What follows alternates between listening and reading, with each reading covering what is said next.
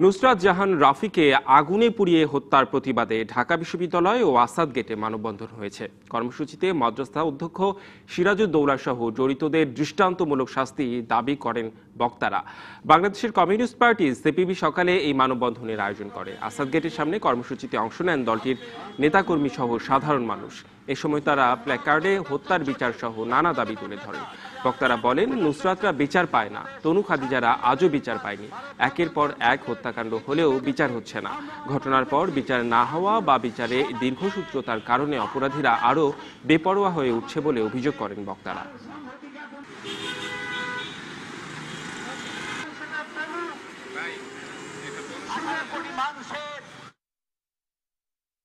অধ্যক্ষের পক্ষে তারা সেখানে মানববন্ধন করেছে, মিছিল করেছে।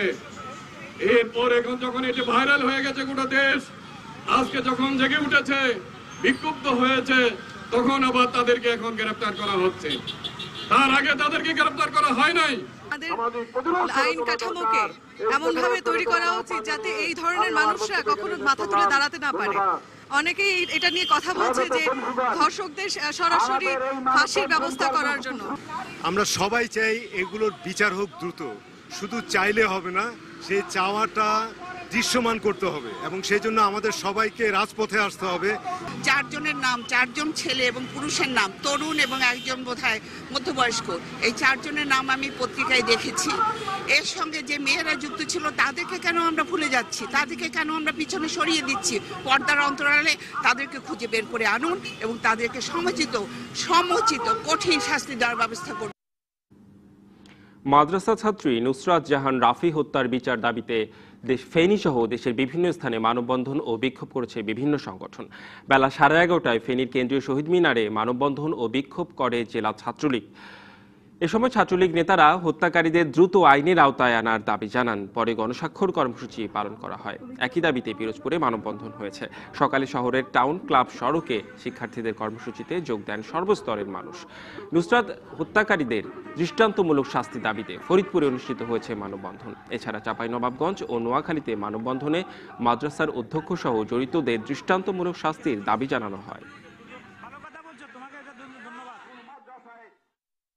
আমরা চাই নুসরাত হত্যাকারীদের ফাঁসি হোক। সেই তরুণী যখন প্রতিবাদ করেছে, সেই প্রতিবাদের ফলশ্রুতিতে তার লেলিয়ে দেওয়া, তার ঘাতক দলকে লাগিয়ে দিয়েছে। মূল অপরাধী অধ্যক্ষ সিরাজউদ্দৌলার দ্রুততম সময়ে ফাঁসি কার্যকর দেখতে চাই এবং তার সহযোগীদের, এখানে যে তাকে সহযোগিতা করেছে প্রশাসন হতে শুরু করে তার পরিচালনা কমিটি, তার ছাত্র, তার বিভিন্ন বাহিনী, প্রত্যেকের আমরা দৃষ্টান্তমূলক শাস্তি চাই। চট্টগ্রাম বিশ্ববিদ্যালয়ের এক ছাত্রীকে বাসে লাঞ্ছিত করার ঘটনায় বাস চালক বিপ্লব দেবনাথকে গ্রেপ্তার করেছে পুলিশ। রাতে তাকে গ্রেপ্তার করা হয়। এর আগে ছাত্রটি নারী ও শিশু নির্যাতন আইনে কোতোয়ালি থানায় মামলা দায়ের করে। বাসটির সহকারীকে গ্রেপ্তারে অভিযান চলছে। বৃহস্পতিবার বিকেলে চট্টগ্রাম বিশ্ববিদ্যালয় থেকে নিউ মার্কেটে যাওয়ার পথে বাস সহকারীর কাছে লাঞ্ছিত হয় অর্থনীতি বিভাগের প্রথম বর্ষের এক ছাত্রী। এই সময় চলন্ত বাস থেকে লাফ দিয়ে ছাত্রীটি পালিয়ে যায়। পরে ফেসবুকে তার স্ট্যাটাস দেওয়ার পর বিষয়টি পুলিশের নজরে আসে। এই ঘটনায় বাসটি জব্দ করা হয়েছে। তারা বিশ্ববিদ্যালয় থেকে গাড়িতে করে আসছিল। তারা থানায় এসে এই ড্রাইভারকে শনাক্ত করে যে সেই ওই দিন ঘটনার সময় ছিল এবং সেই গাড়ি চালাচ্ছিল। অন্য আসামি যে আছে তাকে আইনের আনতে পারি এবং একে পুলিশের রিমান্ডে এনে আরও জিজ্ঞাসাবাদ করবো আমরা। ভুটান বাংলাদেশের মধ্যে নৌ, কৃষি, পর্যটন ও স্বাস্থ্য খাতের উন্নয়ন সহ একটি চুক্তি ও 4টি সমঝোতা স্মারক হয়েছে। সকালে প্রধানমন্ত্রীর কার্যালয়ে শেখ হাসিনা ও ভুটানের প্রধানমন্ত্রী লোটে শেরিংয়ের উপস্থিতিতে চুক্তি ও সমঝোতা স্মারক সই হয়। পরে পররাষ্ট্র সচিব শহীদুল হক বলেন, ভুটানের প্রধানমন্ত্রীর এই সফরে দুই দেশের সম্পর্ক আরও গভীর হবে। শুক্রবার ঢাকায় আসেন ভুটানের প্রধানমন্ত্রী ডক্টর লোটে শেরিং। সফরের দ্বিতীয় দিনে সকালে প্রধানমন্ত্রীর কার্যালয়ে তাকে স্বাগত জানান প্রধানমন্ত্রী শেখ হাসিনা। আপ্যায়ন পর্ব শেষে একান্ত বৈঠক করেন দুই দেশের শীর্ষ নেতা। এরপর দ্বিপাক্ষিক বৈঠক করেন তারা। পরে প্রধানমন্ত্রী শেখ হাসিনা ও ভুটানের প্রধানমন্ত্রী লোটে শেরিং এর উপস্থিতিতে দুই দেশের মধ্যে একটি চুক্তি ও 4টি সমঝোতা স্মারক সই হয়। Royal institute of management of Bhutan এবং বাংলাদেশ পাবলিক অ্যাডমিনিস্ট্রেশন ট্রেনিং সেন্টারের মধ্যে চুক্তি, কার্গো আনা নেয়ায় বাংলাদেশের অভ্যন্তরীণ নৌরুট ব্যবহার, বাংলাদেশের চিকিৎসকদের ভুটানে কাজ করা, কৃষি খাতে পারস্পরিক সহযোগিতা এবং পর্যটন খাতে পারস্পরিক সহযোগিতা বিষয়ে সমঝোতা স্মারক সই হয়। এছাড়া ভুটান থেকে ভারত হয়ে বিদ্যুৎ আমদানি, কিছু পণ্যের শুল্কমুক্ত সুবিধা, ট্রানজিট সহ অন্যান্য বিষয়েও আলোচনা হয়েছে বলে জানান পররাষ্ট্র সচিব শহীদুল হক। ভুটান আমাদের কাছে 16টি বিষয় ডিউটি ফ্রি, কোটা ফ্রি চেয়েছে। মাননীয় প্রধানমন্ত্রী বলেছেন যে বিষয়টি দেখবেন। ট্রানজিটের ক্ষেত্রে আপনারা জানেন একটা বড় ধরনের উদ্যোগ এই অঞ্চলে আছে, যেটাকে BBIN বলা হয়ে থাকে। এটা অনুস্বাক্ষরিত ব্যাপারে ভুটান এখনো তাদের পার্লামেন্টে এইটা থ্রু করতে পারেনি। এই বিষয়টা নিয়েও আলোচনা হয়েছে। ভুটানের নতুন সরকার বলছেন যে তারা নতুন আঙ্গিকে এই জিনিসটা আপার সিনেটে নিয়ে আসবেন। আওয়ামী লীগ টানা 3য় মেয়াদে সরকার গঠনের পর প্রথম সরকার প্রধান হিসেবে বাংলাদেশ সফরে আসেন ভুটানের প্রধানমন্ত্রী লোটে শেরিং। Rajib Ghosh, DBC news, Dhaka. স্বপ্ন ধরার সৌজন্যে ডিবিসি সংবাদে আরও থাকছে। ফেনীর দাগনভূঞায় গণপিটুনিতে 3 ডাকাত নিহত, আহত একজন চট্টগ্রাম মেডিকেলে।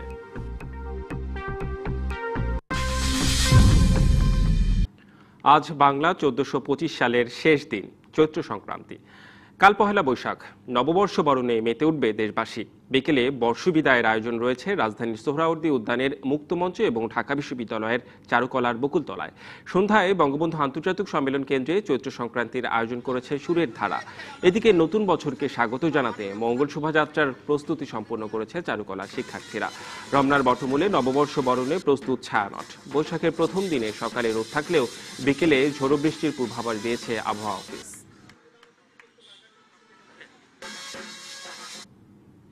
পুরাতন বছরকে বিদায় আর নতুন বছরকে বরণে বান্দরবানে চলছে মারমা সম্প্রদায়ের সাংপ্রাই উৎসব।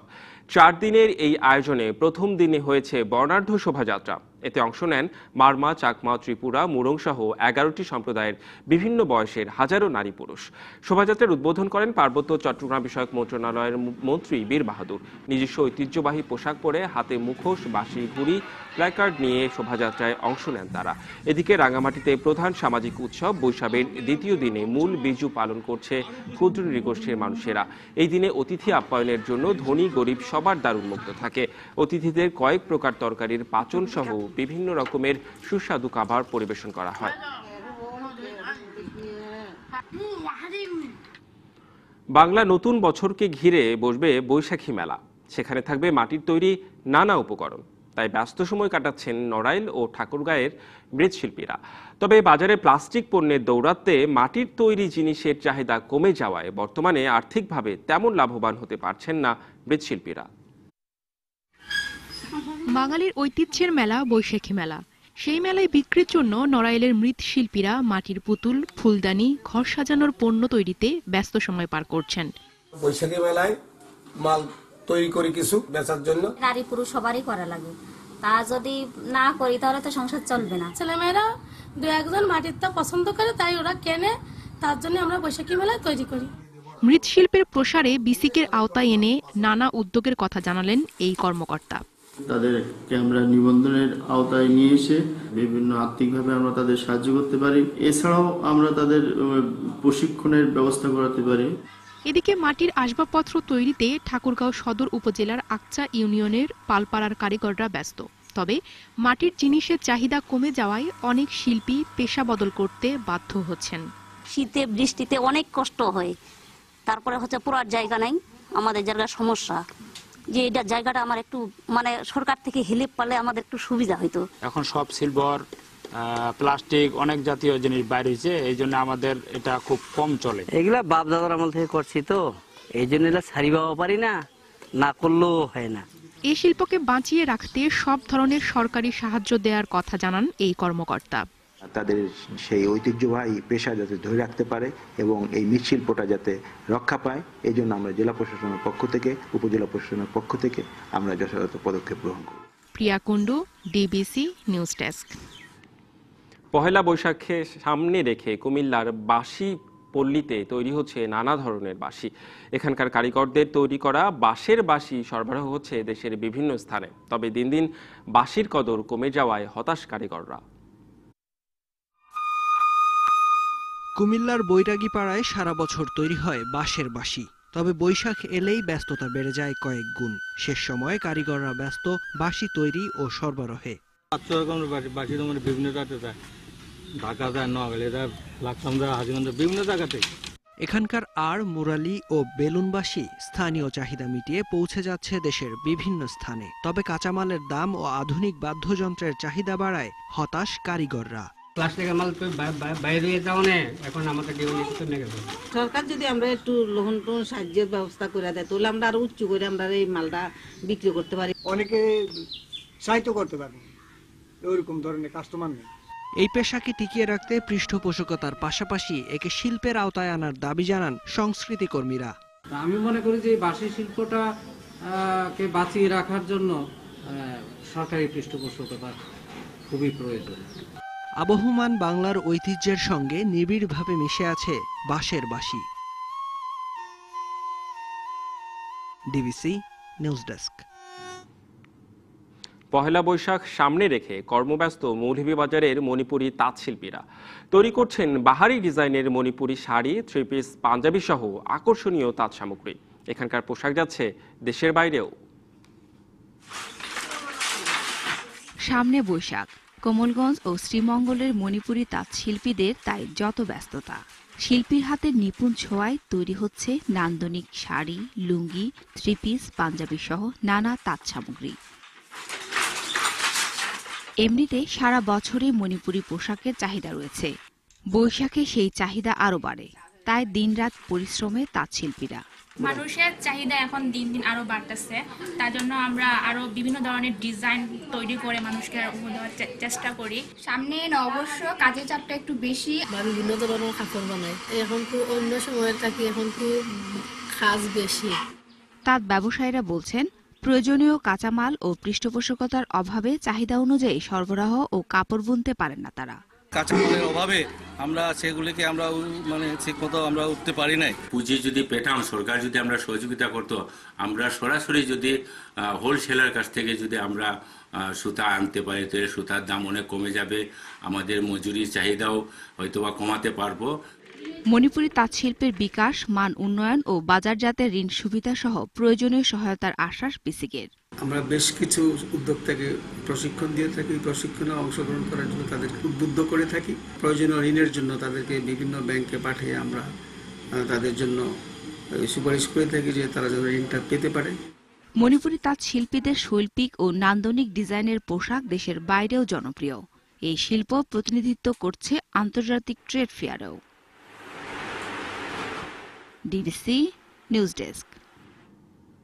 চাই শুদ্ধ বাংলা সংস্কৃতি প্রতিপাদ্যকে সামনে রেখে দ্বিতীয়বারের মতো বর্ণাঢ্য আয়োজনের মধ্য দিয়ে সিরাজগঞ্জে অনুষ্ঠিত হলো ঘুড়ি উৎসব। যমুনা নদীর পাড়ে এই উৎসবের উদ্বোধন করেন পানি সম্পদ মন্ত্রণালয়ের সচিব কবির বিন আনোয়ার। আমাদের সিরাজগঞ্জ ফেসবুক টিম ও ইসাবেলা ফাউন্ডেশনের উদ্যোগে এবং জেলা প্রশাসন ও বাংলাদেশ ঘুড়ি ফেডারেশনের সার্বিক সহযোগিতায় এই উৎসবের আয়োজন করা হয়। উৎসব দেখতে নানা বয়সের মানুষ ভিড় করে নদীর পাড়ে। এদিকে কাটা পড়া ঘুড়ি সংগ্রহ করতে ব্যস্ত ছিল শিশুরা। এই ধরনের উৎসব নতুন প্রজন্মকে দেশীয় সংস্কৃতি চর্চা ও বিকাশের ক্ষেত্রে গুরুত্বপূর্ণ ভূমিকা রাখবে বলে মনে করেন সচিব। প্রতি বছরই এই উৎসবের আয়োজন করা হবে এমন প্রত্যাশার কথা জানান দর্শনার্থীরা।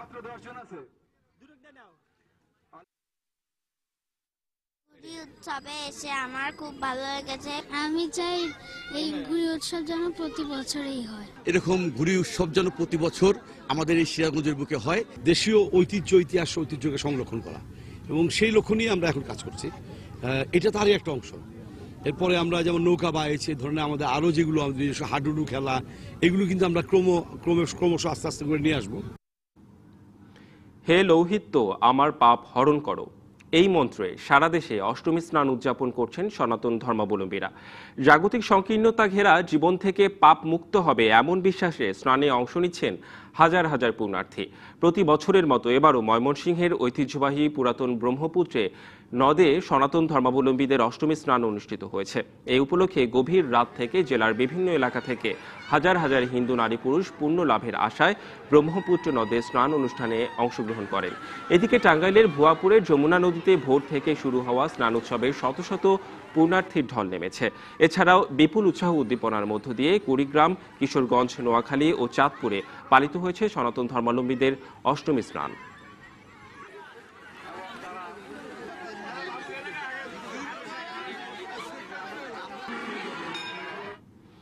মাদ্রাসা ছাত্রী নুসরাত হত্যাকাণ্ড পূর্ব পরিকল্পিত। হামলায় ১৩ জনের সম্পৃক্ততা পাওয়া গেছে বলে জানিয়েছেন পিবিআই প্রধান ডিআইজি বনোজ কুমার মজুমদার। তিনি জানান, মাদ্রাসা অধ্যক্ষের কুকীর্তি ফাঁস ও শাহাদাতের প্রেমের প্রস্তাব প্রত্যাখ্যান করায় নুসরাতকে পুড়িয়ে হত্যা করা হয়। এই ঘটনায় জড়িত ১৩ জন, এর মধ্যে এজাহারভুক্ত ৭ আসামিকে গ্রেপ্তার করা হয়েছে। প্রেস ব্রিফিংয়ে জানানো হয়, নুরুদ্দিনের নেতৃত্বে নুসরাতকে আগুন দেয়া ৩ ছাত্রীকে শনাক্ত করা হয়েছে। ঘটনার সময় মাদ্রাসা গেট নিয়ন্ত্রণ রাখে নুরুদ্দিনের নেতৃত্বে ৫ জন। নুরুদ্দিন স্বীকারোক্তি দিয়েছে বলেও জানান পিআইবি প্রধান।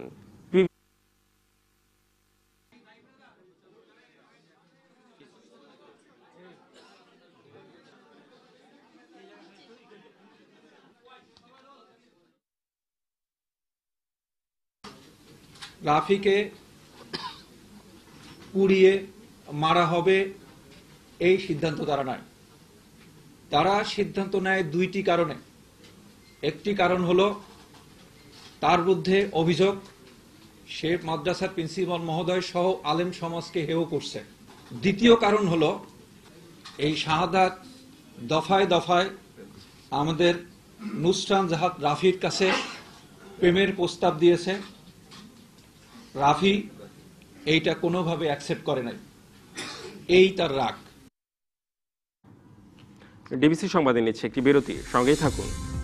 ন্যূনতম উদারতা থাকলেও অসুস্থ খালেদা জিয়াকে সরকার মুক্তি দিতে পারত বলে মন্তব্য করেছেন বিএনপির স্থায়ী কমিটির সদস্য নজরুল ইসলাম খান।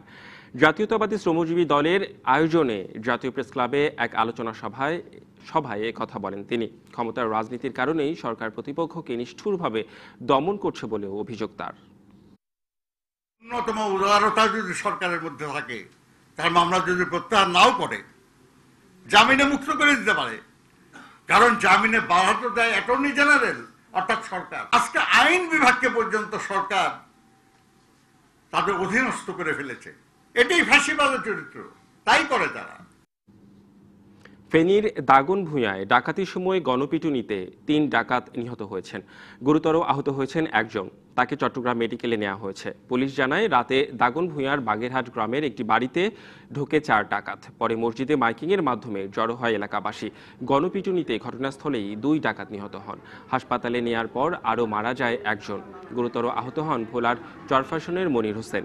নিহত একজনের নাম সোহাগ, বাড়ি নোয়াখালীর কোম্পানিগঞ্জের চরকাকড়া গ্রামে। বাকি ২ জনের পরিচয় পাওয়া যায়নি।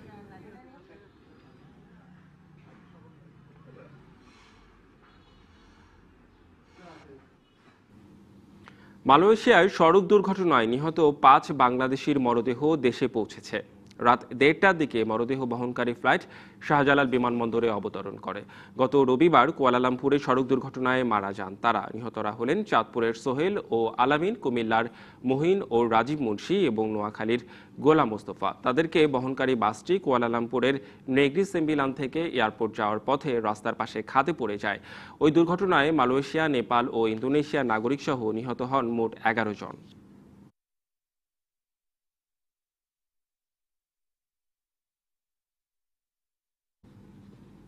স্বপ্ন ধরার সৌজন্যে ডিবিসি সংবাদে আরও থাকছে। মহারাষ্ট্রে কংগ্রেস আম আদমির জোট হচ্ছে না। শিলিগুড়িতে রাহুলের হেলিকপ্টার নামার অনুমতি দেয়নি মমতা প্রশাসন। মাদকসেবী, বহিরাগত ও অছাত্রদের তালিকা তৈরি করছে ঢাকা বিশ্ববিদ্যালয়ের হল সংসদগুলো। এছাড়া বহিরাগত বের করার পাশাপাশি মাদকসেবীদের আটকের পর পুলিশের কাছে দেয়া হচ্ছে। দীর্ঘদিনের সমস্যা খাবারের দাম নির্ধারণের পাশাপাশি মান ঠিক করার কাজও করছে ঢাকা বিশ্ববিদ্যালয়ের নতুন নির্বাচিত হল সংসদ। SM হলের 75 ও 79 নম্বর কক্ষে দীর্ঘদিন ধরেই থাকতেন জগন্নাথ বিশ্ববিদ্যালয় ও ঢাকা কলেজের 2 বহিরাগত শিক্ষার্থী। হল সংসদের উদ্যোগে তাদেরকে বের করে দেয়া হয়েছে। বের করা হয়েছে এরকম আরো 9 জনকে। ছাত্রত্ব শেষের পরও হলে থাকছেন এমন 132 জনের তালিকা তৈরি করে হল ত্যাগের জন্য সময় বেঁধে দিয়েছে SM হল ছাত্র সংসদ। এই মাসটি সময় বেঁধে দিয়েছি। এই মাসের মধ্যে তারা যদি বের হয়ে না যায়, আগামী মাসের 3 তারিখ রাতে আমরা অভিযান চালিয়ে তাদেরকে হল থেকে বের করে দেব।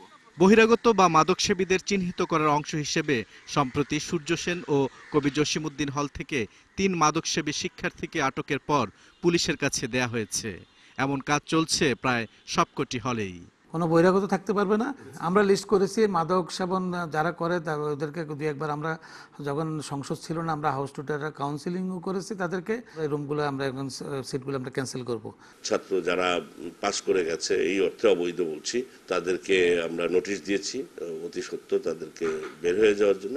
গেস্ট রুম কালচার বলে একটা আনঅফিশিয়াল বিষয় ছিল। গেস্ট রুমকে কেউ আর এটা এই ধরনের কোনো অ্যাক্টিভিটিস যদি থাকে সেটা ব্যবহার করতে পারবে না। এটা আমরা হল সংসদ খাবারের দাম নির্ধারণের পাশাপাশি কাজ করছে মান নিয়েও। হলে বিদ্যমান অন্যান্য সমস্যা সমাধানেরও চেষ্টা চলছে। রিডিং রুমে যেন বহিরাগতরা অবস্থান করতে না পারে এবং মাদক সেবীর অবস্থান যেন বিশ্ববিদ্যালয় না হতে পারে, হলে না থাকতে পারে, সেই ব্যবস্থার লোকে আমরা কাজ করছি যতভাবে। মাছ কোনোভাবেই যেন সেটা 35 টাকার উপরে না যায়, মুরগিটা যেন 30 টাকার উপরে না যায়। এটার মধ্যে থেকে মান সর্বোচ্চ বৃদ্ধি করার জন্য আমরা চেষ্টা করে যাচ্ছি। সভায় আলোচনা করেছি যে রিডিং রুমে যে সমস্যাগুলো আছে, তারপর গেস্ট রুম ওপেন করার ব্যাপারে যে সমস্যাগুলো আছে, এই ব্যাপারে আমরা কথা বলছি। তবে সাধারণ শিক্ষার্থীদের মধ্যে আছে মিশ্র প্রতিক্রিয়া। প্রথমে এসে যেরকম পাইছি এখন খাবারের মান অনেকটাই ভালো। 28 বছর ধরে ডাকসুর ফান্ডে যে টাকা জমা হয়েছিল সেই টাকা থেকে যদি খাবারের পিছনে খরচ করা যায়, নিয়মিত মনিটরিং আনা যায়, তাহলে সাধারণ উন্নতি হবে। ডাকসু ও হল সংসদের নেতাদের দেয়া ইস্তেহারের পূর্ণ বাস্তবায়ন চান শিক্ষার্থীরা। বুলবুল রেজা, ডিবিসি নিউজ, ঢাকা। 10 বছরে দেশে বজ্রপাতে মৃত্যু হয়েছে প্রায় 2000। গেল কয়েক বছরে এই প্রাকৃতিক দুর্যোগে মৃত্যুর হার সবচেয়ে বেশি। বিশেষজ্ঞরা বলছেন সচেতনতা বৃদ্ধির পাশাপাশি নিয়মকানুন মানলেই বজ্রপাতে মৃত্যুর ঝুঁকি কমানো সম্ভব।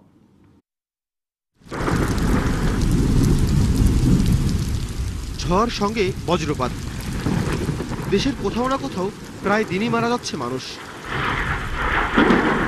গেল কয়েক বছরের মধ্যে শুধু 2016 সালে বজ্রপাতে মারা গেছে 220 জন।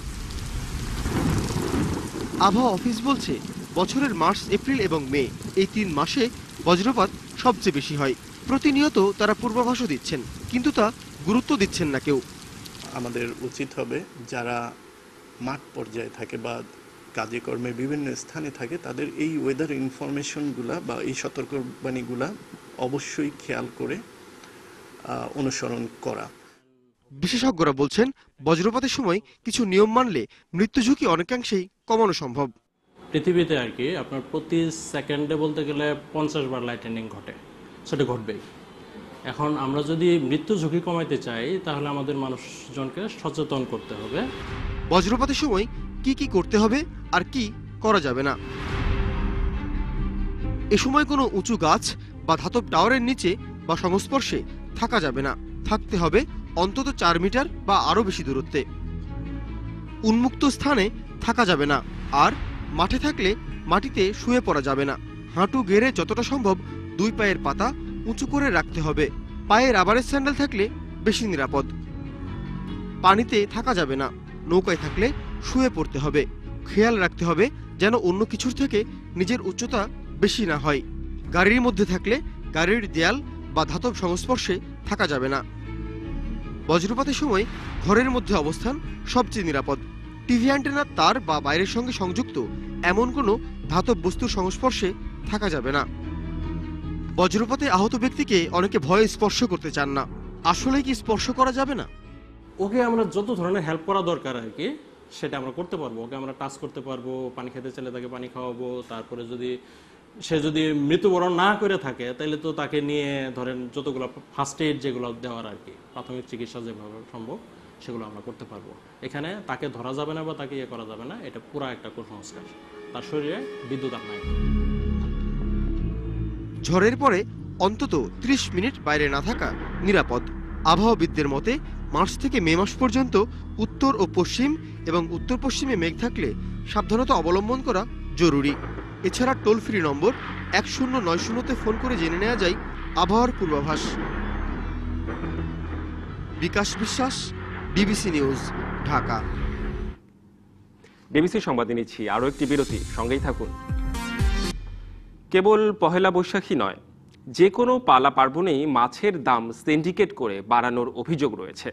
বর্ষবরণের আগের দিন বরিশালে ইলিশের 2 কেজি ওজনের দাম মণপ্রতি হাঁকা হচ্ছে 2 লাখ টাকা।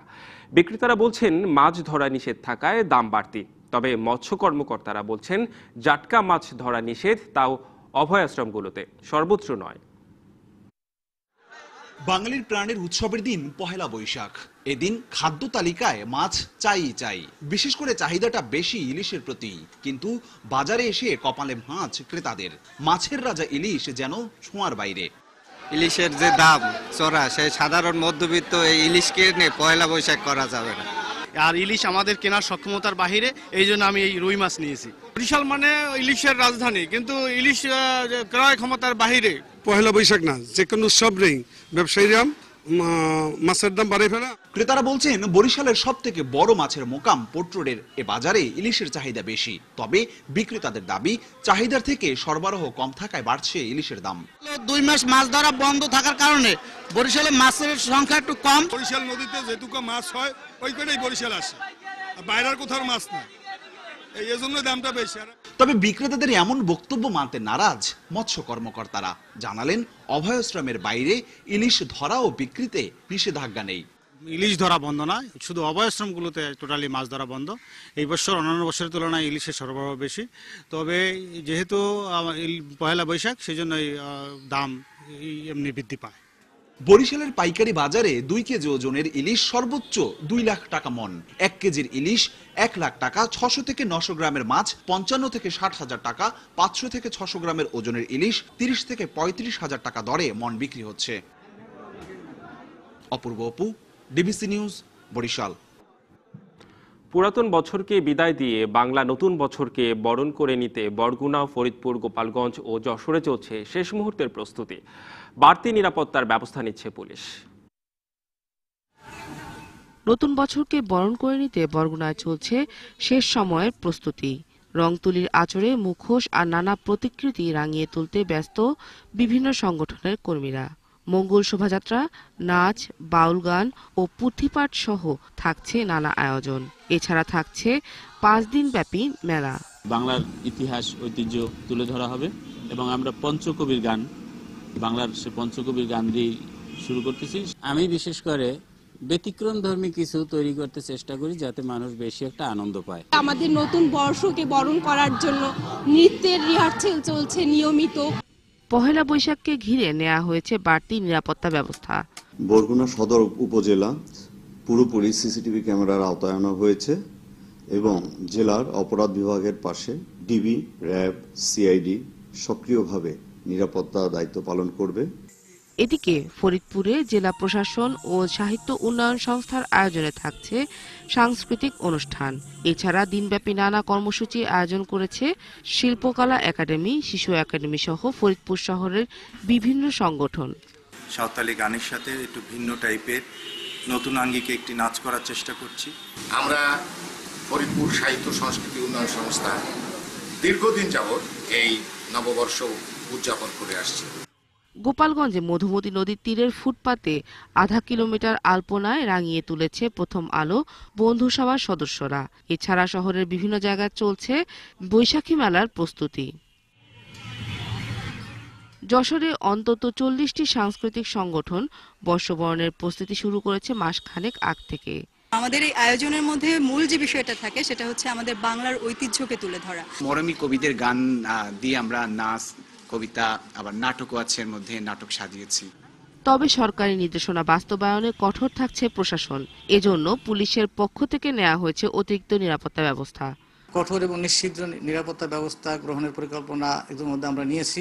বিভিন্ন স্তরে পোশাকধারী পুলিশের পাশাপাশি সাদা পোশাকেও পুলিশ মোতায়েন থাকবে। Sheikh Nigar Sultana, DBC news desk. DBC সংবাদের এই পর্যায়ে নিচ্ছি আরও একটি বিরতি, সঙ্গেই থাকুন। স্বাগত আরেকবার ডিবিসি সংবাদে, সাথে আছি আমি রেদওয়ান আহমেদ। দেশের বাইরের খবর। বিজেপিকে ঠেকাতে শেষ পর্যন্ত মহারাষ্ট্রে আম আদমি পার্টির সঙ্গে জোট গঠন হচ্ছে না প্রধান বিরোধী দল কংগ্রেসের। এ তথ্য নিশ্চিত করেছেন কংগ্রেস নেতা পিসি চাকো। তিনি জানিয়েছেন, জোট গড়তে আম আদমি প্রধান অরবিন্দ কেজরিওয়ালের সঙ্গে আলোচনায় বসেন কংগ্রেস নেতারা। কংগ্রেসের প্রস্তাব ছিল জোটবদ্ধভাবে দিল্লির 4 আসনে লড়বে এএপি এবং 3 আসনে লড়বে কংগ্রেস। এতে রাজি হননি এএপি নেতারা। তবে দিল্লিতে না হলেও হরিয়ানা ও পাঞ্জাবে জোট করার সম্ভাবনা এখনও রয়েছে বলে আশাবাদী পিসি চাকো।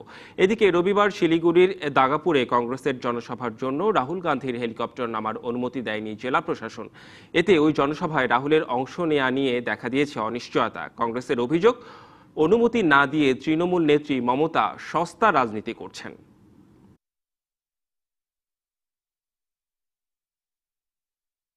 দীর্ঘদিনের শাসক ওমর আল বশিরকে অভ্যুত্থানের মাধ্যমে ক্ষমতাচ্যুত করার একদিনের মাথায় পদত্যাগ করলেন সুদানের সামরিক কাউন্সিলের প্রধান আওয়াদ ইবনে আউফ। শুক্রবার দেশটির রাষ্ট্রীয় টেলিভিশনে পদত্যাগের ঘোষণা দেন তিনি।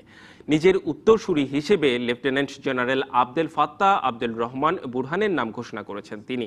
এর আগে বৃহস্পতিবার 3 দশক ধরে স্বৈরশাসন চালিয়ে যাওয়া প্রেসিডেন্ট ওমর আল বশিরকে ক্ষমতাচ্যুত ও গ্রেপ্তার করে সেনাবাহিনী। এরপরই দেশটির সরকার পরিচালনার দায়িত্ব নেন আওয়াদ ইবনে আউফ। সেনাবাহিনীর পক্ষ থেকে জানানো হয়, আগামী 2 বছর অন্তর্বর্তী সরকার হিসেবে দেশ চালাবে সামরিক কাউন্সিল। তবে আওয়াদ ইবনে আউফ ক্ষমতাচ্যুত বশিরের ঘনিষ্ঠ আখ্যা দিয়ে রাজপথে অবস্থান ধরে রাখে বিক্ষোভকারীরা। এরপরই পদত্যাগের ঘোষণা দিলেন তিনি। এবার জানাবো ইসলাম গ্রুপ খেলার খবর।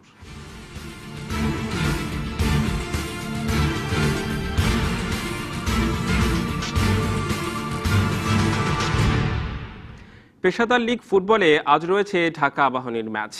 ঢাকায় আবাহনীর প্রতিপক্ষ শেখ জামাল। অবশ্য দিনের প্রথম খেলা হবে নোয়াখালীতে, লড়বে team BGMC brothers union. Match শুরু বিকেল 3:30টায়। মাত্র 1 ম্যাচে জয় পাওয়া ব্রাদার্স ইউনিয়ন আছে টেবিলের নিচের সারিতে। 1 ম্যাচে ড্র আর বাকি 8 ম্যাচেই হার দেখেছে দলটা। প্রতিপক্ষ বিজিএমসির আছে খারাপ ফর্মে। মৌসুমে এখনও জয় পায়নি তলানিতে থাকা দলটা। 2 দলই আছে রেলিগেশনের সংখ্যায়। দিনের সবচেয়ে আকর্ষণীয় ম্যাচ হবে বঙ্গবন্ধু স্টেডিয়ামে। হোম ভেন্যুতে চ্যাম্পিয়ন ঢাকা আবাহনী পরীক্ষা দেবে শেখ জামালের। 11 ম্যাচে 27 পয়েন্ট নিয়ে টেবিলের 2 নম্বরে আছে আবাহনী, আর 10 ম্যাচে 13 পয়েন্ট নিয়ে 8 নম্বরে আছে শেখ জামাল। এ ম্যাচে জিতে শীর্ষে থাকা বসুন্ধরার সাথে পয়েন্ট ব্যবধান কমাতে চায় আবাহনী। আর শেষ 4 ম্যাচে জয় না পাওয়া শেখ জামালও মরিয়া ঘুরে দাঁড়াতে। সোমবার থেকে শুরু হচ্ছে ডিপিএল এর সুপার লিগের খেলা। আজ সুপার লিগের সময়সূচি প্রকাশ করেছে সিসিডিএম। প্রথম দিনই তো ভেন্যুতে 3 ম্যাচ। মিরপুর শেরেবাংলা স্টেডিয়ামে চ্যাম্পিয়ন আবাহনীর প্রতিপক্ষ প্রাইম দোলেশ্বর। বিকে স্পিড 3 নম্বর মাঠে থাকা মোহামেডান স্পোর্টিং লিমিটেড খেলবে লিজেন্ডস অব রূপগঞ্জের সাথে। আর তৃতীয় ম্যাচটা হবে ফতুল্লার খান সাহেব ওসমান আলী স্টেডিয়ামে। প্রাইম ব্যাংক ক্রিকেটার্স ও শেখ জামাল ধানমন্ডি ক্লাব। লিগ টেবিলের প্রথম 6 দল খেলে ডিপিএল এ সুপার লিগ। আবাহনীকে টেক্কা দিয়ে পয়েন্ট টেবিলের শীর্ষে থেকে সুপার লিগ খেলছে রূপগঞ্জ। গ্রামীণ খেলাধুলার খবর। পহেলা বৈশাখ সমাগত। বাংলাদেশি ক্রীড়া ঐতিহ্যের মূল শিকড়কে আঁকড়ে ধরেই এগোতে হবে, নইলে বাধাগ্রস্ত হবে হাজার বছরের ইতিহাস। 3 দিনব্যাপী লোকজ ক্রীড়া ও সাংস্কৃতিক উৎসবের উদ্বোধনীতে বললেন বাংলাদেশ অলিম্পিক অ্যাসোসিয়েশনের মহাসচিব সৈয়দ শাহেদ রেজা। ঝাঁসির রানী বা যুদ্ধক্ষেত্রের সুলতানা রাজিয়া নয়, পল্টন ময়দানে প্রদর্শনী লাঠি খেলায় অংশ নিচ্ছেন কুষ্টিয়া জেলার লাঠিয়াল বাহিনীর উর্মি চৌধুরী। বঙ্গবন্ধুর জন্মশতবার্ষিকীর প্রস্তুতি আর রাজধানীবাসীকে লোকজ ঐতিহ্যের সাথে পরিচিত করতে বাংলাদেশ জেলা ও বিভাগীয় ক্রীড়া সংগঠক পরিষদ ও বিওএ যৌথভাবে আয়োজন করেছে এই উৎসবের। এটাই হলো আমাদের ফাউন্ডেশন। ভিতটাকে বাদ দিয়ে কিন্তু উপরে উঠা যায় না। তো যেগুলাই আজকে যতই ভালো খেলা হোক, যত কিছু, কিন্তু আসল ফাউন্ডেশন হলো এই লোকজ খেলাগুলা। এগুলো হারিয়ে গেছিল, এটাই আমাদের ভাইরা এখন আবার নিয়ে আসছে ঢাকা শহরের মধ্যে। এই লোকজ যে ক্রীড়ার সংস্কৃতি দুটোই, কিন্তু শুধু ক্রীড়া না, ক্রীড়া সংস্কৃতি দুটোকে কিভাবে নতুন প্রজন্মের কাছে এবং সারা দেশে ছড়িয়ে দেওয়া যায়, এই চিন্তা থেকে এবং এই পরিকল্পনা থেকে মূলত এই আজকের এই আয়োজন। লাঠি খেলা, তলোয়ার খেলা আর ব্রিটিশ বিরোধী আন্দোলনের অংশ, চট্টগ্রামের ঐতিহ্যবাহী জব্বারের বলি খেলা সবই ছিল এই আয়োজনে। ফুটবল, ক্রিকেট তো বিদেশি খেলা, তো আমরা যদি দেশি কিছু তুলে আনতে পারি তাহলে বিশ্ব দরবারে বাংলাদেশের একটা পরিচিতি বাড়লো। মানুষের সংস্কৃতি হচ্ছে তার পরিচয়। আপনি বাংলাদেশী, আপনার কি আছে ঐতিহ্য? আমি বলবো আমার লাঠি খেলা। আমার অনেক মজা লাগতেছে, এখানে অনেক খেলা দেখলাম, জীবনের মধ্যে যা দেখিনি তা দেখলাম। এই আয়োজনটার মাধ্যমে কিন্তু ঢাকা শহরের বিশেষ করে লোকজন জানতে পারলো যে লাঠি খেলা বলে কিছু একটা খেলা আছে। প্রযুক্তির ভিড়ে হারিয়ে যাওয়া এই খেলাগুলো দেশবাসীকে দেবে শেকড়ের সন্ধান, এমনটাই মনে করেন আয়োজকরা। রাজধানীর পল্টন ময়দানে আয়োজন চলবে 15 এপ্রিল পর্যন্ত। Mushfiqur Rahman, DBC news, Dhaka. সংবাদ এই ছিল এখনকার মতো। এরপর বেলা 3টায় ডিবিসি সংবাদ নিয়ে আসবেন নিকিতা নন্দিনী। সঙ্গেই থাকুন 24 ঘন্টা।